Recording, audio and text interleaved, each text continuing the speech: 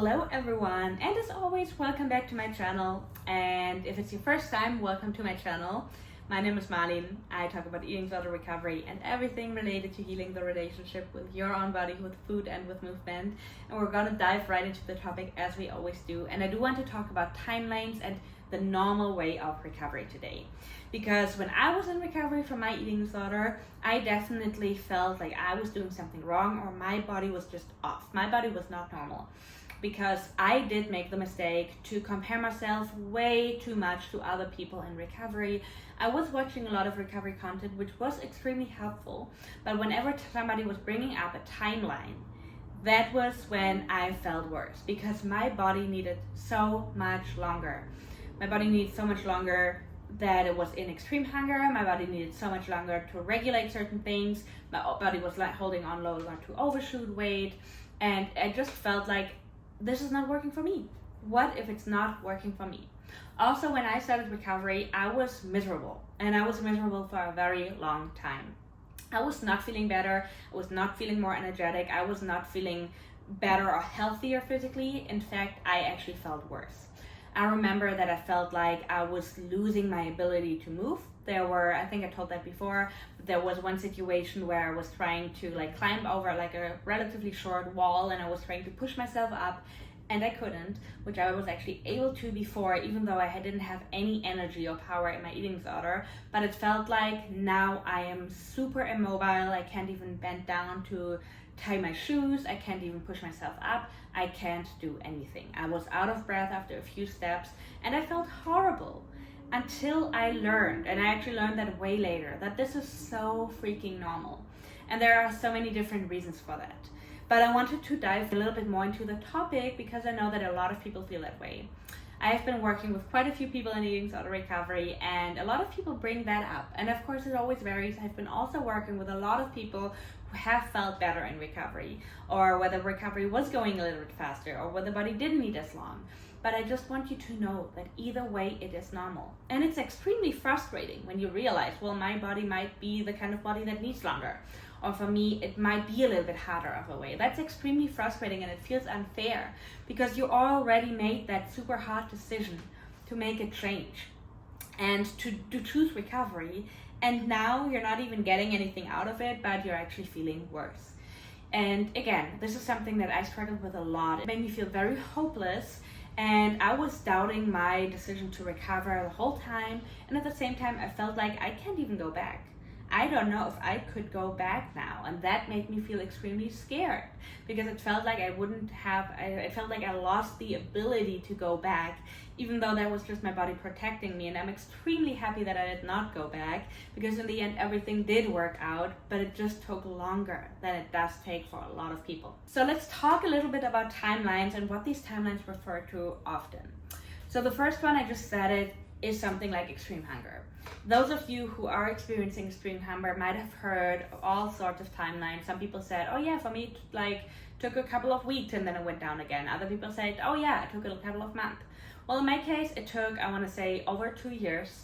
And I know that there's people where it takes way longer, and that is okay. It was extremely frustrating because, of course, as so many people do, I did question my extreme hunger a lot, and I was wondering if I'm binging now, if I'm just not being disciplined, if I'm just being greedy. By the way, something that I hear from so many different clients, but it is just extreme hunger. I promise you that it's reactive hunger, extreme hunger. It's very valid. You're not doing anything wrong, but your body might need more time. That might be because of the length that you had an eating disorder. It might be because you were yo-yo dieting for a very long time. It might be of the mental judgment. It might be of the severity of the eating disorder, or everything combined. Because I also sometimes hear people saying, oh, but I haven't had an eating disorder for so long, so it shouldn't take that long for me. Well, unfortunately, you are not the person to decide that. Your body needs to decide that. And while it can be extremely frustrating and hard to understand, there will be a reason why your body needs it. The second topic that oftentimes comes up is overshoot weight. Overshoot weight is something that a lot of people experience, and that means basically that your body holds on to more fat and more energy basically for a longer amount of time. That means that oftentimes when you compare your pre-ED weight to the weight that you are in eating disorder recovery, oftentimes the weight in eating disorder recovery is way higher. Sometimes that also has to do with the fact that your pre-eating disorder weight was maybe when you were still a teenager and you don't want to compare yourself to a teenage body because now you are way older. But also this is very, very common, absolutely normal, and nothing that you actively have to do anything about. And what I mean by that is you do not have to go on a diet again. You do not have to jump into the gym again. It is a very normal process. But we also hear a lot of different time frames when it comes to that overshoot weight. I remember always looking into the Minnesota starvation study, which gave us an extremely important understanding about eating disorders and recovery. And in that study, they always talked about the 16-month. And after 16 months, all of the men returned to their pre-eating disorder weight and everything was back to normal. Well, in my case, it took so much longer than 16 months, and I was frustrated. I was constantly looking for more information. I was constantly comparing myself to other people on the internet and looking for that one person that said, oh yeah, for me it took longer. And the fact is, I actually didn't find anyone, so maybe I am that person now for you, but maybe my overshoot weight still didn't last as long as your overshoot weight does, and it doesn't matter.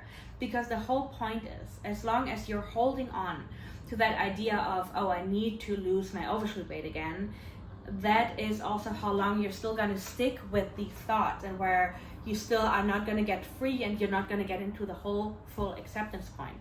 So in my case, I actually came to a point after, I want to say probably like 2 years, where I really needed to make the decision, okay, I gonna have to accept that this might be my body now.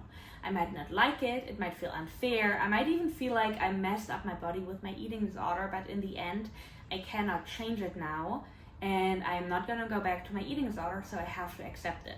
And interestingly enough, after that was when my body started to change a little bit, but I didn't push it. I didn't go on the next diet again, and I also didn't like jump right into the gym and like over exercise again. I just continued doing what I was doing.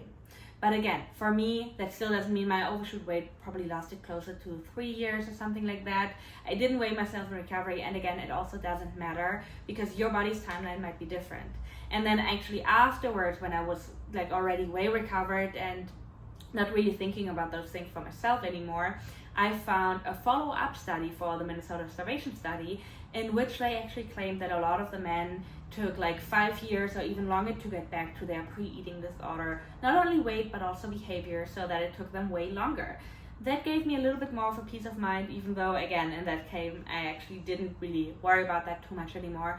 But it also reminded me that these timelines can be extremely upsetting and can make us extremely insecure, because in the end it doesn't matter, your body knows best. And I understand that you need something to hold on to, that you do want to have the answers, but the true answer is there is nothing unhealthier than to worry about your weight, your body, your eating, your food all the time.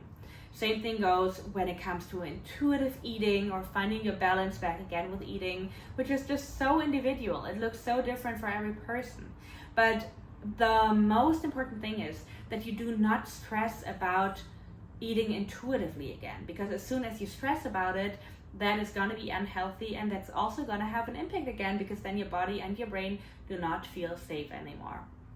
Let me know in the comments if there are any timelines that did or do confuse you. If this was helpful, I really hope it was. I know that it's never like super satisfying to hear, oh well, this is so individual and you might just have to wait, because I get that you do want an answer, but I also want you to know that there is nothing wrong with you or your recovery, and your body might just choose its own timeline. And I promise you, after you are fully recovered, you're gonna look back and you're just gonna understand, okay, it just needed time. I really hope this video helped you. As always, let me know if there's other topics that you want me to cover, and I will see you guys in the next one.